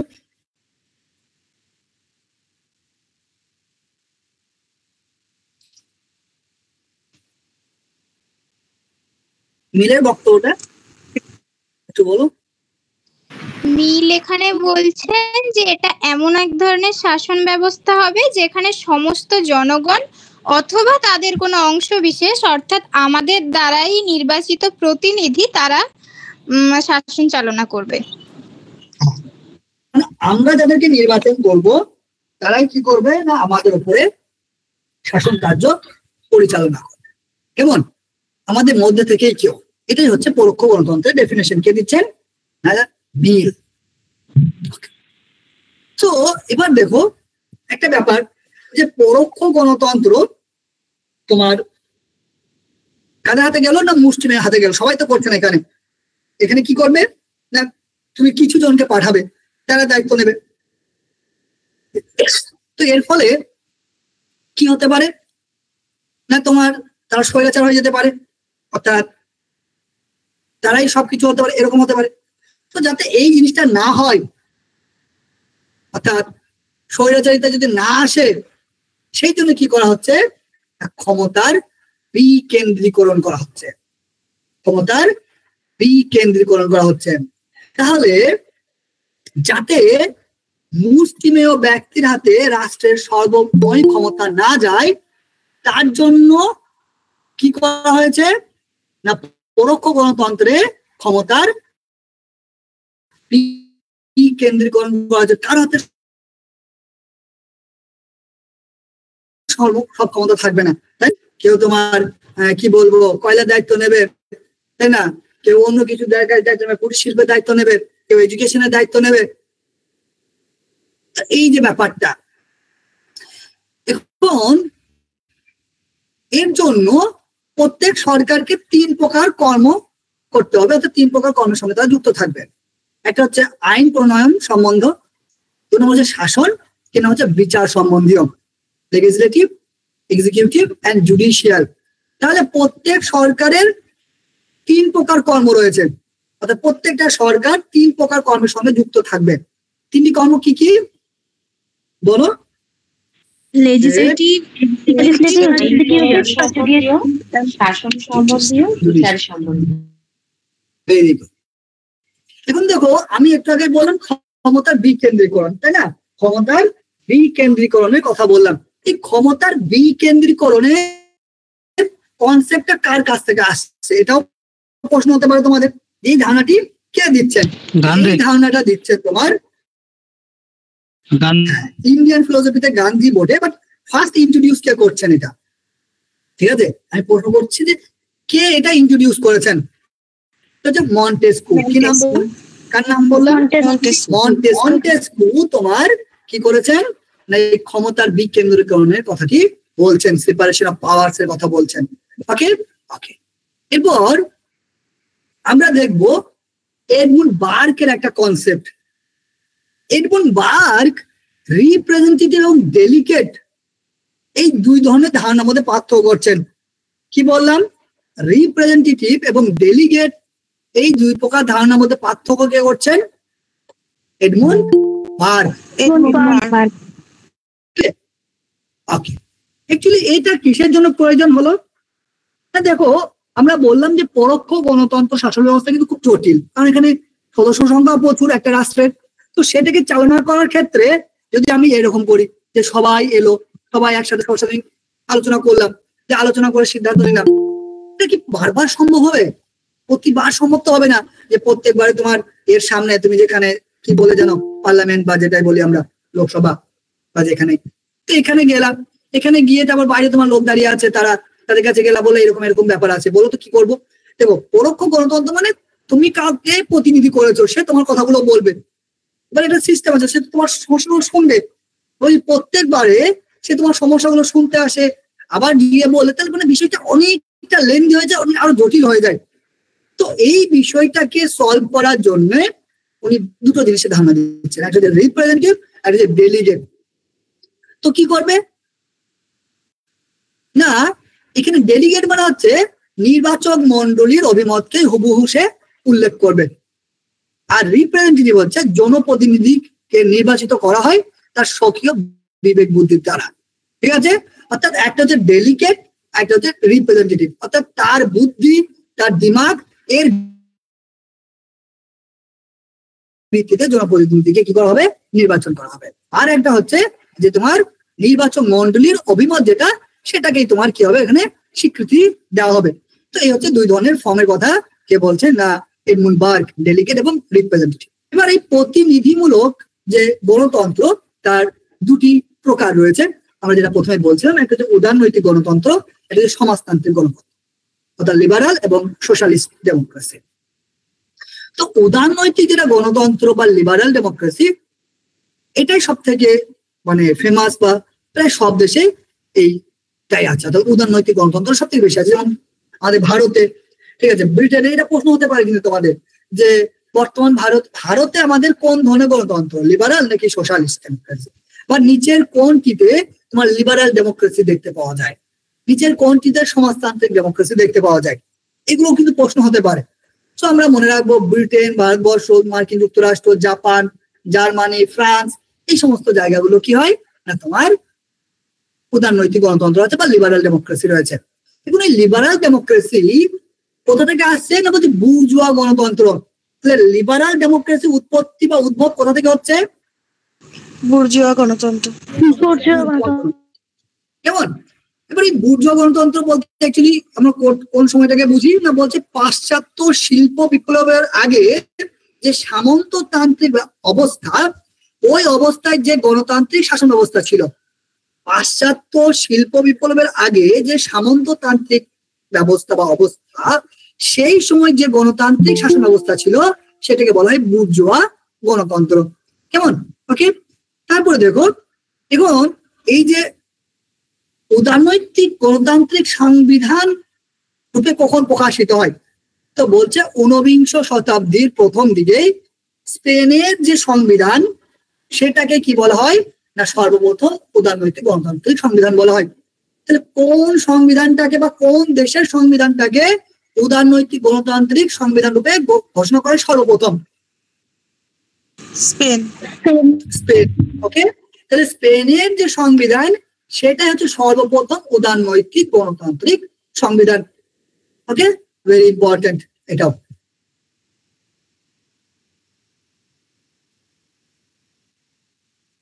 নাও এই উদারনৈতিক গণতন্ত্রের কিছু বৈশিষ্ট্য রয়েছে। এই বৈশিষ্ট্য প্রসঙ্গে অ্যালান বল বলে একজন ব্যক্তি, তার একটা বিখ্যাত গ্রন্থ, মানে জেনারেলি সোশ্যাল পলিটিক্যাল ফিলোসফিতে গ্রন্থের নাম সেভাবে আসবে না, তারপরে মনে রেখে দিও। যেমন মডার্ন পলিটিক্স অ্যান্ড গভর্নমেন্ট বলে তার একটা গ্রন্থ রয়েছে, মডার্ন পলিটিক্স অ্যান্ড গভর্নমেন্ট। কার গ্রন্থ বললাম? Modern politics and government. ঠিক আছে, তো ইনি কি করছেন না উদারনৈতিক গণতন্ত্রের কিছু বৈশিষ্ট্যের কথা বলছেন। কি কি না বলছে দেখো, এখানে রাজনৈতিক সাম্য স্বীকৃত হবে, তবে অর্থনৈতিক সাম্য কি হবে? উপেক্ষিত হবে। এখানে রাজনৈতিক স্বাধীনতা বা রাজনৈতিক অধিকার বিশেষভাবে গুরুত্বপূর্ণ। এখানে অবাধ বাণিজ্য যে নীতি, সেটার পরিবর্তে পরিকল্পিত বাণিজ্য নীতি। ঠিক আছে, কি বললাম না অর্থনৈতিক ক্ষেত্রে যে অবাধ বাণিজ্য নীতি প্রচলিত ছিল, তার পরিবর্তে আসবে পরিকল্পিত বাণিজ্য নীতি।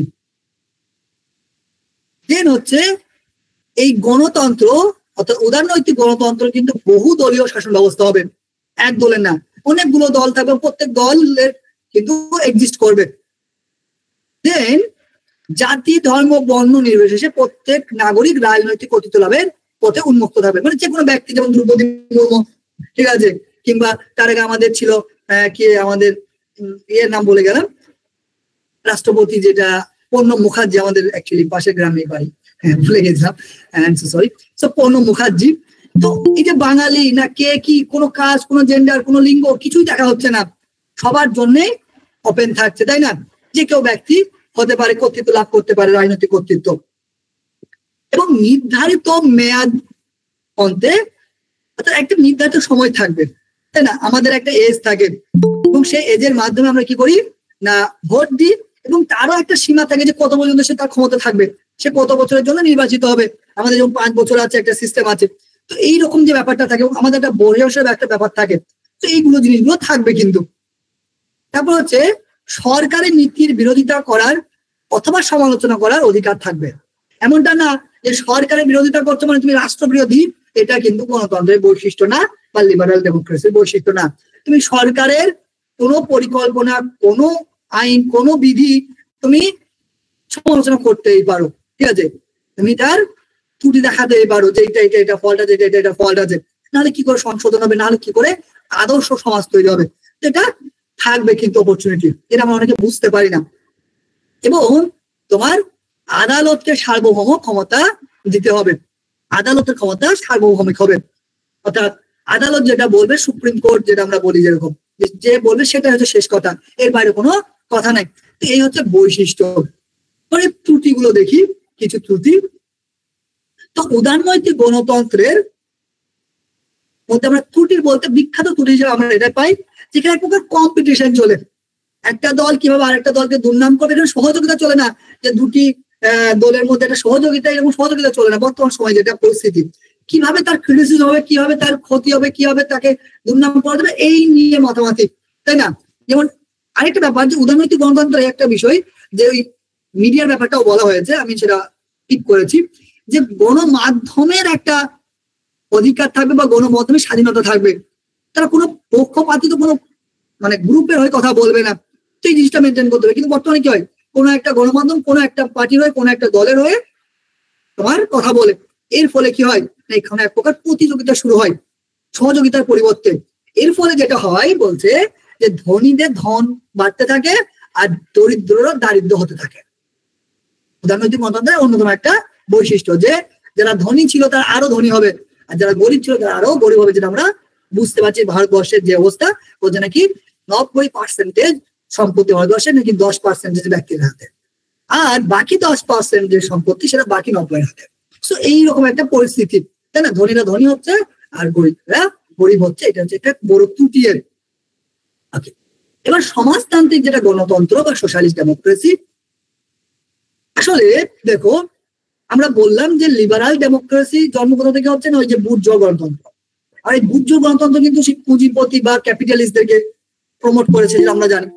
এর ফলে এই সময় নারীদেরকে শুধুমাত্র পণ্যরূপে গ্রহণ করা হতো, বা এখানে শুধুমাত্র বেনিফিট বা ফায়দা বা বাণিজ্যিক যে ব্যাপারটা, এইটার উপর গুরুত্ব দেওয়া হতো। এবারে সমাজ কি হচ্ছিল, ধ্বংসের পথে যাচ্ছিল। এই জন্য এই চরম নৈরাষ্ট্রজনক অবস্থাকে লক্ষ্য করে ফ্রান্সের শাহ সিমো তারপরে চার্লস ফুরিয়ে এবং ইংল্যান্ডের রবার্ট ওয়েন তোমার সমাজতান্ত্রিক গণতন্ত্রের প্রতিষ্ঠার প্রস্তাব পেশ করেন। কেমন? তাহলে কারা সমাজতান্ত্রিক গণতন্ত্রের প্রতিষ্ঠার প্রস্তাব পেশ করেছিল যদি প্রশ্ন হয়? সাসিমো, Charles Fourier, Robert Owen. Very good, very good. Okay, এখন এই সমাজতান্ত্রিক গণতান্ত্রিক যে ব্যবস্থা সেটা হচ্ছে কার্ল মার্কস এবং লেনিনের যে ফিলসফি, যে চিন্তা ভাবনা তার উপর নির্ভরশীল বা তার উপর প্রতিষ্ঠিত। তাহলে তোমাদের যদি প্রশ্ন হয় যে সমাজতান্ত্রিক গণতান্ত্রিক ব্যবস্থা কাদের চিন্তাধারার উপর নির্ভরশীল বা কাদের দর্শনের উপর প্রতিষ্ঠিত? কার্ল মার্কস আর লেনিন। লেনিনের, হ্যাঁ মনে থাকবে। ওকে, এবার দেখো এই যে কার্ল মার্কস এবং তার ফ্রেন্ড, আমার নাম জানি এঙ্গেলস, এনারা যখন তোমার এই গণতন্ত্র উপস্থাপন করছে তখন কিন্তু এরকম সমাজতান্ত্রিক গণতন্ত্র এটাকে আমরা ইউজ করতে পারি না। এটাকে আমরা কি নাম দিতে পারি? শ্রেণীহীন, শোষণহীন, রাষ্ট্রহীন সাম্যবাদ, অর্থাৎ কমিউনিজম। ঠিক আছে, আমরা পড়বো এর পরের দিন সোশ্যালিজম পড়বো যখন, তখন এই জায়গাগুলো পড়বো। ওকে ওকে, সো বর্তমানে কোন কোন দেশের সমাজতান্ত্রিক দেখা যায় আমি বারবার বলছি, এগুলো কিন্তু মনে রাখবে। যেমন লিবারাল ডেমোক্রেসি এবং সোশ্যালিস্ট ডেমোক্রেসি কোন কোন দেশে দেখা যায়? প্রজাতান্ত্রিক চীন, কিউবা, ভিয়েতনাম, কোরিয়া। তাহলে যদি প্রশ্ন হয় যে সমাজতান্ত্রিক গণতন্ত্র কোথায় দেখা যায়, উত্তর কি হবে? প্রজাতান্ত্রিক চীন, কিউবা, ভিয়েতনাম, কোরিয়া। ওকে, সো এটা ইম্পর্টেন্ট, কিন্তু মনে রাখতে হবে এগুলো। এবার কিছু বৈশিষ্ট্য আমরা দেখবো। কেমন? এদের কিছু বৈশিষ্ট্যের দিকে তাকাই। এখানে বলছে এই ব্যবস্থায়, এই প্রকার যে গণতন্ত্র, এখানে একটি মাত্র দল থাকবে, সেটাই কিন্তু শ্রেণী নির্ধারণ করবে, অর্থাৎ যেটাকে আমরা বলি সর্বহারা শ্রেণী বা প্রলেতারিয়া শ্রেণী। একাধিক শ্রেণী এখানে থাকবে না, ফলে শ্রেণী দ্বন্দ্ব থাকবে না। ঠিক আছে, তাহলে একমাত্র একটাই দল থাকবে, এখানে শ্রেণী দ্বন্দ্ব থাকবে না। আবার এখানে ব্যক্তিগত মালিকানাও থাকবে না। কি থাকবে না? কোনো ব্যক্তিগত মালিকানা থাকবে না। এই বৈশিষ্ট্যগুলো কিন্তু গুরুত্বপূর্ণ। তারপরে কি না, এখানে অর্থনৈতিক নিরাপত্তা থাকবে। অর্থনৈতিক নিরাপত্তা থাকবে। কি কি বৈশিষ্ট্য বললাম বলতো সমাজতান্ত্রিক গণতন্ত্রের? একমাত্র দল থাকবে, শ্রেণী শোষণ থাকবে, ব্যক্তিগত সমাজের সব সম্পত্তি মালিকানা সরকারের শাসন। অর্থনৈতিক নিরাপত্তা সুরক্ষিত হবে, ব্যক্তিগত মালিকানা থাকবে না। ঠিক আছে, সব সম্পত্তির মালিক হবে সর্বহারা শাসিত রাষ্ট্র, এবং শ্রেণীদ্বন্দ্ব বা শ্রেণী শোষণ থাকবে না, আর একটি মাত্র দল থাকবে। এবং এইটাকেই বলা হচ্ছে যে কমিউনিজম প্রতিষ্ঠা করার অপরিহার্য প্রস্তুতি পর্ব। তাহলে কোন প্রকার গণতন্ত্রকে বলা হয় যে সাম্যবাদ প্রতিষ্ঠা করার অপরিহার্য প্রস্তুতি পর্ব? সমাজতান্ত্রিক গণতন্ত্র। সমাজতান্ত্রিক গণতন্ত্র। ওকে, মনে রাখতে হবে কিন্তু এই জায়গাগুলো, এটা হচ্ছে মোস্ট ইম্পর্টেন্ট এখানে। এবার এর ত্রুটিও আছে কিন্তু, যেমন হচ্ছে যে 1990-এর যে সোভিয়েত রাশিয়ার যে সিচুয়েশন আমরা যদি দেখি, এটা কিন্তু একটা বিখ্যাত দুর্বলতার পরিচয়।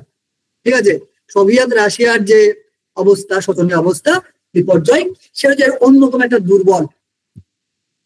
তো এই ব্যবস্থায় স্বৈরাচারী হওয়ার বিরাট সম্ভাবনা রয়েছে।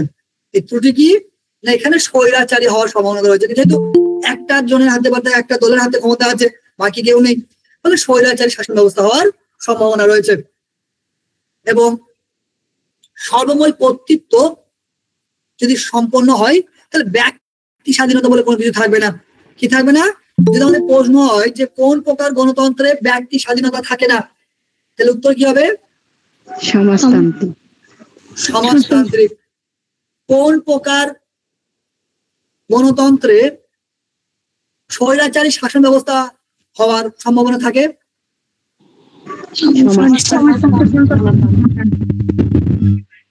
এবার দেখো বলছে, যেহেতু মধ্যে সমস্ত সম্পত্তি রাষ্ট্রের হাতে থাকবে, ব্যক্তিগত কোনো মালিকানা থাকবে না। ঠিক আছে, এই তোমাদেরকে বলে দিল যে তোমরা যাই করো, স্কুল টিচার হোক, কলেজ টিচার হোক, যাই হোক না কেন, তোমরা যা ইনকাম করো সব রাষ্ট্রের কাছে থাকবে। তোমরা ভালো করে ভাবে ক্লাস করবে, ভালো করে ক্লাস করাতে যাবে না, তাই না? যেখানে তোমরা বেতন সেখানে খুব ভালো করে পড়ো, আর যে একটু ফ্রিতে পড়াতে হয় কোনো রকমে, তাই না?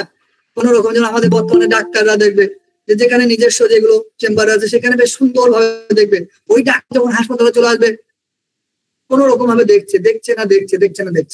তো যখন তোমার হাতে সম্পত্তি থাকছে না, তুমি কিন্তু কেউ উদাসীন হয়ে যাবে, তাই না?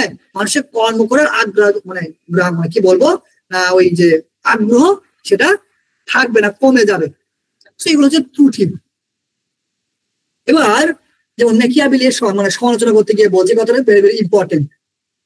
মেকিয়াভেলি বলছে, তোমাদের প্রসঙ্গে বলছে যে দেখো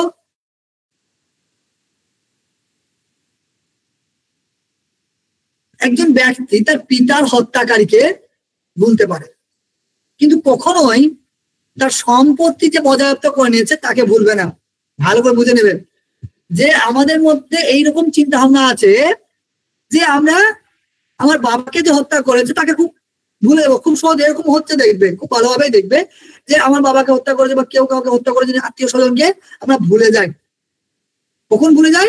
এবং কোন একটা বিরাট অর্থনৈতিক একটা ডিল থাকে, কোন একটা সম্পত্তি ব্যাপার থাকে যে হ্যাঁ এই সম্পত্তিগুলো আমরা দুজন করে ভাগ পাবো, বা এরকম একটা ব্যাপার থাকে, কোনো স্বার্থ থাকে, যখন বিরাট বড় লেভেলের সম্পত্তিগত স্বার্থ থাকে, তখন আমরা কিন্তু খুব সহজেই ভুলে যাই।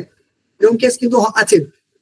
কিন্তু যদি কেউ তোমার সম্পত্তি নিয়ে নেয়, তোমার সম্পত্তি নিয়ে নিয়েছে, তুমি তাকে কিন্তু কোনোদিন ভুলবে না, তাই না? তো এই হচ্ছে ম্যাকিয়াভেলি। তাহলে মানুষ কিভাবে তোমার হাতে কাছে সম্পত্তি থাকবে না অথচ রাষ্ট্র হয়ে কাজ করবে, এটা কখনোই হতে পারে না। কে বলছে? মেকিয়াভেলি বলছেন। এই কথাটিও তোমরা মনে রাখবে যে স্টেটমেন্টটি কার। এবার এই উদারনৈতিক গণতন্ত্র এবং সমাজতান্ত্রিক গণতন্ত্রের আমরা একটু দেখি যে পার্থক্য কি আছে। তো শ্রেণীগত এখানে বৈষম্য স্বীকার করে উদারনৈতিক গণতন্ত্র, সমাজতান্ত্রিক গণতন্ত্র কিন্তু শ্রেণীগত বৈষম্য স্বীকার করবে না। উদারনৈতিক গণতন্ত্রে বহু রাজনৈতিক দলের অস্তিত্ব স্বীকার করা হবে, সমাজতান্ত্রিক গণতন্ত্রে বহু রাজনৈতিক দল থাকবে না, দল একটাই থাকবে। 1 নম্বর। 2 নম্বর।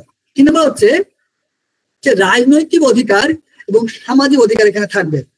উদারনৈতিক গণতন্ত্রে তোমার রাজনৈতিক অধিকার এবং সামাজিক অধিকার স্বীকৃত।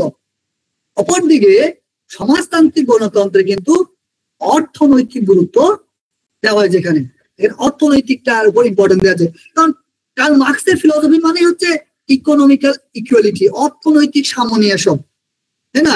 অর্থনৈতিক সামঞ্জস্য। এই বিষয়ে আমি একটা কথা বলি যে 3 জন ফিলোসফার, একজন গান্ধীজি, একজন হচ্ছে তোমার আম্বেদকর, আর একজন হচ্ছে তোমার কার্ল মার্কস। তো কার্ল মার্কস বলে অর্থনৈতিক সামঞ্জস্য সব ঠিক হয়ে যাবে। তোমার গান্ধীজি বলবে যে রাজনৈতিক সামঞ্জস্য সব ঠিক হয়ে যাবে, আর আম্বেদকর বলবে সামাজিক সামঞ্জস্য সব ঠিক হবে। তো 3 জন 3টে ভিউ। তো এই যে উদারনৈতিক গণতন্ত্র তারা রাজনৈতিক এবং সামাজিকের কথা বলে, কিন্তু সমাজতান্ত্রিক গণতন্ত্র অর্থনৈতিকের কথা বলে। তারপরে উদারনৈতিক গণতন্ত্র কিন্তু ধর্মচরণ স্বীকৃত, প্রত্যেক ব্যক্তি নিজের ধর্ম পালন করতে পারে। সমাজতান্ত্রিক গণতন্ত্রে কিন্তু এই ধর্মের আচার অনুষ্ঠান এগুলোকে কিন্তু একটু উপেক্ষা করা হয়েছে, এটাকে একটু সাইডে রাখা হয়েছে, নিষিদ্ধ করা হয়েছে বলা যেতে পারে জেনারেলি। তো এই হচ্ছে এদের পার্থক্য, যেটা খুব গুরুত্বপূর্ণ। এবার গণতন্ত্র কিভাবে সফল হবে, তার কি কি শর্ত বা তার অনুকূল শর্ত। তো গণতন্ত্রকে সফল করতে গেলে রাজনৈতিক স্বাধীনতা স্বীকার করতে হবে। আচ্ছা, আমরা একটু পার্থক্যগুলো একটু বলো না তোমরা, যে উদারনৈতিকের সাথে সমাজতান্ত্রিক গণতন্ত্রের পার্থক্য একটু তোমরা বলো। উদারনৈতিক গণতন্ত্র শ্রেণীগত বৈষম্য স্বীকার করে, কিন্তু সমাজতান্ত্রিক গণতন্ত্র শ্রেণীগত বৈষম্য স্বীকার করে না। আর উদারনৈতিক বহু রাজনৈতিক দলের অস্তিত্ব স্বীকার করে, কিন্তু সমাজতান্ত্রিক গণতন্ত্র রাজনৈতিক দল একটাই। আর উদারনৈতিক গণতন্ত্রের রাজনৈতিক অধিকার ও সামাজিক অধিকার স্বীকৃত হয়েছে, কিন্তু সমাজতান্ত্রিক গণতন্ত্র শুধুমাত্র অর্থনৈতিক দিকটাই গুরুত্ব পেয়েছে। আর উদারনৈতিক গণতন্ত্রে ধর্মাচরণ স্বীকৃত হয়েছে, কিন্তু সমাজতান্ত্রিক গণতন্ত্রে ধর্মাচরণটা নিষিদ্ধ হয়েছে। এবার গণতন্ত্রের সাফল্যের কিছু অনুকূল শর্ত দেখে নি। তাদের প্রশ্ন হতে পারে যে কোনগুলি গণতন্ত্রের সাফল্যের অনুকূল শর্ত। এক নম্বর হচ্ছে রাজনৈতিক স্বাধীনতা, 2 নম্বর হচ্ছে বিরুদ্ধ মতামতকে মূল্য দিতে হবে। ঠিক আছে, যেটা আমরা অবশ্যই ভুলে যাই। আমরা ভাবি হয়তো কেউ আমার ক্রিটিসিজম করছে মানে গণতন্ত্রতে ক্রিটিসিজম থাকবে না, সরকারে কেউ ক্রিটিসিজম করতে পারবে না, কেউ কোনো দলের ক্রিটিসিজম করতে পারবে না। এটা করা যাবে, এটা অপরিহার্য, করলে তবেই গণতন্ত্র টিকে থাকবে, নাহলে গণতন্ত্র শেষ। তাহলে বিরুদ্ধ মতামতকে তোমাকে মূল্য দিতে হবে। বিরোধীদের বক্তব্যকে চেপে দিলে হবে না, তাদেরকে মানে ব্যান করলে হবে না, তাদের মতামতকে স্বীকৃতি দিতে হবে। এটা হচ্ছে গণতন্ত্রের বৈশিষ্ট্য। কেমন? তারপর হচ্ছে জনগণের মধ্যে শিক্ষা বিস্তার করতে হবে। যত সমাজ শিক্ষিত হবে তত গণতন্ত্রের জন্য উপকারী। আর বাট অন্যটাই হয়, আমরা জানি যে সমাজকে কিভাবে পিছিয়ে রাখা যাবে, তাই না? সেই দ্বন্দ্বে আমরা এখন পড়ে আছি যে সমাজ কিভাবে পিছিয়ে থাকবে, সেরকম একটা চিন্তা ভাবনা নিয়ে আমরা চলছি। বাট গণতন্ত্রকে টিকিয়ে রাখতে গেলে শিক্ষাকে আগাতে হবে, আর হচ্ছে অর্থনৈতিক স্বাধীনতা থাকতে হবে। সেই জন্য অধ্যাপক ল্যাস্কি একটা কথা বলছেন, এই জায়গাগুলো কিন্তু মনে রাখবেন। অধ্যাপক ল্যাস্কি বলছেন যে অর্থনৈতিক গণতন্ত্রের প্রতিষ্ঠা না হলে রাজনৈতিক গণতন্ত্র প্রতিষ্ঠা সম্ভব না। তাহলে আমাদের কি করতে হবে না, গণতন্ত্রের মধ্যে অর্থনৈতিক গণতন্ত্র প্রতিষ্ঠা করতে হবে, তবেই কিন্তু রাজনৈতিক গণতন্ত্র প্রতিষ্ঠা হবে। শুধু ভাবো যদি তুমি অর্থনৈতিক গণতন্ত্র প্রতিষ্ঠা করবো তাহলে হবে না, আবার শুধু যদি ভাবো রাজনৈতিক গণতন্ত্র প্রতিষ্ঠা করবো তাহলে হবে না। অর্থনৈতিক এবং রাজনৈতিক গণতন্ত্রতে গুরুত্ব দিতে হবে। এবং ওই জন্য উনি বলছেন যে অর্থনৈতিক স্বাধীনতা একটা গুরুত্বপূর্ণ জিনিস এবং অর্থনৈতিক গণতন্ত্র একটা গুরুত্বপূর্ণ জিনিস। যদি অর্থনৈতিক গণতন্ত্রকে প্রতিষ্ঠা না করতে পারো তাহলে রাজনৈতিক গণতন্ত্র প্রতিষ্ঠা করতে পারবে না। ওকে, এবার বার্কার বলে একজন ব্যক্তি, তিনি বলছেন গণতন্ত্রের সাফল্যের দুটি শর্ত। বার্কারের মতে গণতন্ত্র সাফল্যের কয়টি শর্ত? দুটি শর্ত। একটা হচ্ছে ম্যাটেরিয়াল, হ্যাঁ, একটা হচ্ছে ম্যাটেরিয়াল বা জাগতিক, আর একটা হচ্ছে মেন্টাল বা ইন্টারনাল বা মানসিক বা আভ্যন্তরীণ। দুটি শর্ত কি কি বললাম? মেটেরিয়াল আর মানসিক। Very good. একটা হচ্ছে মানসিক, একটা হচ্ছে জাগতিক। এবার কোনটা জাগতিক বা কোনটা বৈষয়িক বা ম্যাটেরিয়াল? বলছে জাতীয় এবং সামাজিক সংহতি। ঠিক আছে, জাতীয় এবং সামাজিক সংহতিটা হচ্ছে বৈশ্বিক শর্ত, এটা হচ্ছে ম্যাটেরিয়াল। আর অন্যের মতের প্রতি শ্রদ্ধা, এটা হচ্ছে মানসিক শর্ত। ঠিক আছে, অর্থাৎ পারস্পরিক সহনশীলতা। পারস্পরিক সহনশীলতা হচ্ছে তোমার এক প্রকার মানসিক শর্ত। এবার বার্কার বলছে এই যে পারস্পরিক সহনশীলতা, অর্থাৎ এই যে আমাদের মানসিক অভ্যাসটা, অপরের মতকে সহমত দেওয়া, তাই না? সেই জন্য তোমার এর উপর খুব গুরুত্ব দিচ্ছেন গান্ধীজিও, যে তোমার পরমত সহিষ্ণু হতে হবে। কেন পরমত সহিষ্ণু হতে হবে? গান্ধীজির কনসেপ্টটা এরকম যে আমাদের কনসায়েন্স লেভেল সবার সেম থাকে না, তাহলে পরমত সহিষ্ণু হতে হবে। তো বার্কার বলছে যে সহমত পোষণ করা, অপরের মতের সাথে তুমি দেখছো যে হ্যাঁ ঠিক বলছে বাকি, এইটা হচ্ছে এই প্রকার মানসিক অভ্যাসটা হচ্ছে গণতন্ত্রের আধ্যাত্মিক ভিত্তি। তাহলে বার্কারের মতে গণতন্ত্রের আধ্যাত্মিক ভিত্তি কোনটা? মানসিক অভ্যাস। হ্যাঁ, সহমত পোষণ করার মানসিক অভ্যাস, এটাই হচ্ছে গণতন্ত্রের আধ্যাত্মিক ভিত্তি। ওকে, এবার কম্পারেটিভ গভর্নমেন্ট বলে একটা গ্রন্থ রয়েছে, ফাইনার বলে একজন ব্যক্তি লিখছেন। কি বললাম গ্রন্থটার নাম? Comparative government. Comparative government final. এটা কে লিখছেন? ফাইনাল লিখছেন। এবং তিনি শর্তের উল্লেখ করছেন যে কি কি শর্ত থাকা দরকার একটা তোমার গণতন্ত্রের, ওকে, বা উদারনৈতিক গণতন্ত্রের স্পেসিফিক্যালি। তো উদারনৈতিক গণতন্ত্র ব্যবস্থায় কি হবে না, সরকারের ক্ষমতা সীমাবদ্ধ করতে হবে। আমি ভেবেছিলাম যে আজকে তোমাদের আরেকটা বিষয়ের সাথে পড়াবো, তাহলে অনেক লেন্থি হয়ে যাবে, সেই জন্য তোমাদের এই জায়গাটা পড়তে হবে। কিন্তু কারণ গণতন্ত্র পড়ছো যখন, তোমাদেরকে সাংবিধানিকতা বাদ করতে হবে, যে তোমাদের সিলেবাসে উল্লেখ নেই, বাট এটা অটোমেটিক এর সাথে যুক্ত। কিন্তু কনস্টিটিউশনাল ইজম আমি এর আগে পড়ে দিন, তোমাদেরকে পড়াবো এই জায়গাগুলো, ওদের আছে, নেটের আছে। তো এই সীমাবদ্ধ হতে, সরকারের যে ক্ষমতা সীমাবদ্ধ করা, সরকার সংবিধানের বাইরে গিয়ে কিছু করতে পারবে না, এটা লিমিটেড গভর্নমেন্ট প্রতিষ্ঠা করা, এটাকেই বলা হয় কনস্টিটিউশনাল ইজম। তো গণতান্ত্রিক বা উদারনৈতিক গণতন্ত্র ব্যবস্থা কি হবে না, সরকার ক্ষমতাকে সীমাবদ্ধ করতে হবে, অর্থাৎ সীমাবদ্ধ হয়ে থাকবে। 2 নম্বর হচ্ছে যে কোন নির্দিষ্ট গোষ্ঠীর স্বার্থ রক্ষার দায়িত্ব সরকার নেবে না। অর্থাৎ সরকার কোন একটা গোষ্ঠীকে প্রমোট করবে, কোন একটা গোষ্ঠীকে তাদের প্রশংসা করবে, তাদেরকে এগিয়ে নিয়ে যাবে, এটা উদারনৈতিক গণতন্ত্রের বৈশিষ্ট্য না। কেমন? সরকার আপামর সকলের কাছে সমান, অর্থাৎ কেউ যখন শাসক হবে, সে যে দলেরই শাসক হোক, তার কাছে সবাই সমান, ইকুয়াল। এটাই হচ্ছে গণতন্ত্রের আদর্শ। কেমন? তারপর কি বলছে না, বলছে গণতন্ত্র বা উদারনৈতিক গণতন্ত্র, স্পেসিফিক্যালি উদারনৈতিক গণতন্ত্রের কথাই বলছি আমি, যে যেহেতু এখানে ধরো যে দিকে ভোট বেশি পাবে তার দ্বারাই তোমার এটা প্রতিষ্ঠা হবে, সেই সরকার গঠন হবে। অর্থাৎ সংখ্যা গরিষ্ঠের দ্বারা গঠিত হলো, তার মানে কি সংখ্যালঘু যারা তাদেরকে উপেক্ষা করবে? বলছে না, সংখ্যা গরিষ্ঠ দ্বারা যখন নির্বাচিত হলো তার মানে শুধুমাত্র যাদের ভোট পেয়েছি আমি তাদেরকে দেখবো, এরকম ব্যাপারটা না। কিন্তু যারা সংখ্যালঘু মাইনরিটি তাদেরকেও তোমাকে গুরুত্ব দিতে সমান, তাদেরকে উপেক্ষা করা কোনোভাবেই যাবে না। এই বৈশিষ্ট্যগুলোর কথা কে বললো? কার নাম বললাম? ফাইনার। ঠিক আছে, কম্পারেটিভ গভর্নমেন্টাল গ্রন্থ। এগুলো কিন্তু মনে রাখতে হবে তোমাদেরকে। তো এই গণতন্ত্রের কিছু গুণ আছে, কিছু দোষ আছে, এগুলো আমরা একটু দেখে নেব। গুণগুলো কি কি গুরুত্ব রাখো বা এখানে কনসেন্ট্রেট করো। একটা হচ্ছে নৈতিক স্বাধিকার, প্রত্যেক ব্যক্তির নৈতিক অধিকার থাকবে। জনকল্যাণ সাধন, স্বাধীনতা, সাম্য এবং ভ্রাতৃত্ব, জনমত গণতন্ত্রের ভিত্তি। অর্থাৎ জনমতের মাধ্যম দিয়ে গণতন্ত্র প্রতিষ্ঠা হবে, এটা একটা কিন্তু গুণ। এখানে কিন্তু কোনো একটা ব্যক্তির দ্বারা হচ্ছে না, সবার মত দিয়ে সেটা প্রতিষ্ঠা হচ্ছে। তাহলে গণতন্ত্রের গুণগুলো কি কি বললাম আমি? জনকল্যাণ সাধন, স্বাধীনতা,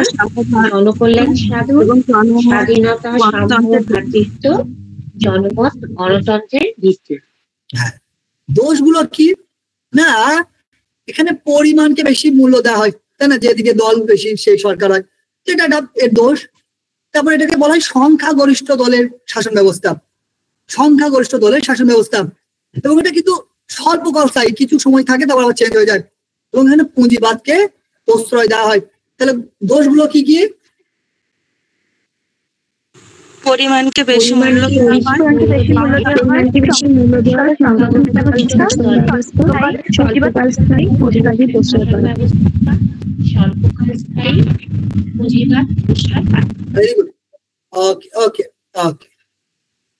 ঠিক আছে। এবার লাস্টে কিছু কথা আমরা দেখে নেব। প্লেটো, আমি যেটা প্রথমে বললাম যে শাসন ব্যবস্থাকে নিকৃষ্ট শাসন ব্যবস্থা বলছে। কার্লাইল, রাস্কিন, উইল ডুরান্ট এরা কিন্তু গণতন্ত্রের তীব্র সমালোচক। তাহলে নিচের কোন দার্শনিক গণতন্ত্রের তীব্র সমালোচক? কি কি নাম?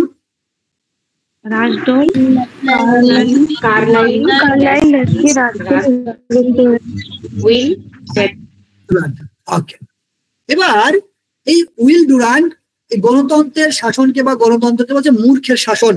Fools are in the saddle and ride the mankind.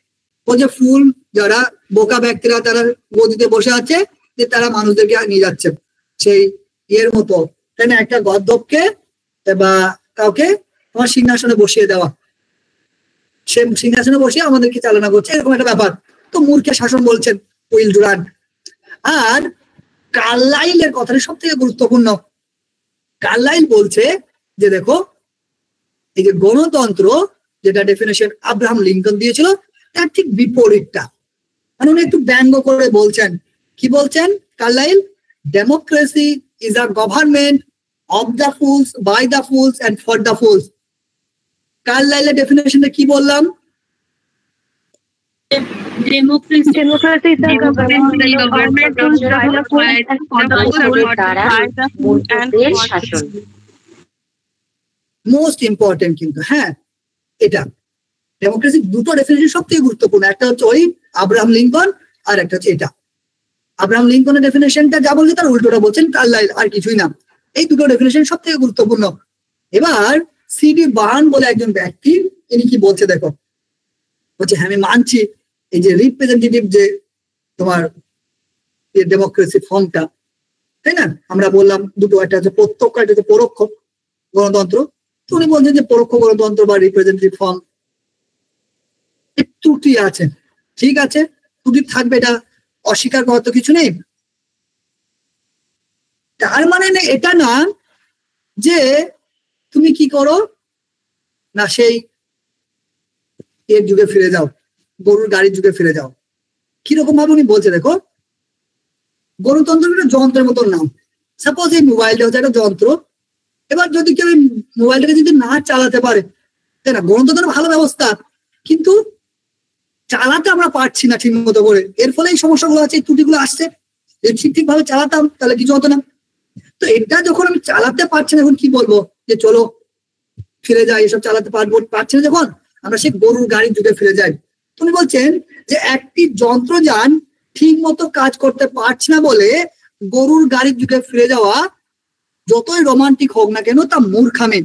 বলতে খুব ভালো লাগে আমাদের অনেকের যে হ্যাঁ তাই না, সেই প্রকৃতির রাজ্যে ফিরে চলো, হ্যাঁ সেই তোমার গরুর গাড়ির যুগে যদি ফিরে যেতাম খুব ভালো হতো। ভালো আমরা অনেকে কিন্তু বলি সেই গরুর গাড়ির যুগ যদি এখানে আমরা জানি না অনেকে গরুর গাড়িতে চড়েছো কিনা, বাট অনেকে আমরা বলি। বাট গরুর গাড়ির যুগ কতটা ভয়াবহ ছিল, রাস্তাঘাট কেমন ছিল সেটা ভালো করে জানো, তাই না? অনেকে খুব ভালো লাগে দেখবে, অনেকে বলবে যে কি বলে যেন কুড়ের ঘর হতো যদি, মানে খড়ের চাল হতো যদি, খড়ের বাড়ি হতো, এরকম বাড়ি হতো, ওরকম মাটির বাড়ি হতো, খুব ভালো লাগতো। মানে একটা অনেকে দেখবে ইয়ে থাকে যে ওইরকম দেখার খুব ইচ্ছা পাইয়ে। বাট যারা কুড়ে ঘরে থেকেছে, যারা এরকম খড়ের কাছে থেকেছে, তারা জানে যে কষ্টটা কোন পর্যায়ের, ঠিক আছে? তারা কিন্তু জানে যে কোন পর্যায়ের কষ্ট। যখন তুমি পড়া করবে, পড়তে পড়তে দেখবে তোমার ছাদ থেকে তোমার ওই খড়ের ইয়ে থেকে জল পড়ছে, তুমি বই করে ঢুকিয়ে পাশে নিয়ে যাবে, হ্যাঁ শুনতে অনেকে ভালো লাগে। অনেকে আমি শুনি অনেকের কাছ থেকে যে খুব ইচ্ছা আছে কুড়ে ঘর দেখার, খুব ইচ্ছা আছে তোমার এইরকম খড়ের চাল দেখার। আমি মনে মনে ভাবি যে মানে কোন সময় দেখেনি তো, সেই জন্য এই ধরনের কথাগুলো তাদের কাছ থেকে পাওয়া যায়। যারা এখানে থেকে যে তারা জানে যে অ্যাকচুয়ালি ভয়াবহতা কতটুকু, তাই না? যে ওখানে ভয়াবহতা কতটুকু, তোমার বাড়ি পুরো ভিজে যাবে, ঠিক আছে, বৃষ্টি ডল পড়বে, পুরো সব শেষ, ঠিক আছে, তুমি বই পাতি গোটাবে, কি হয় পড়বে না পড়বে কিছুই ঠিক নেই, এইরকম ব্যাপার।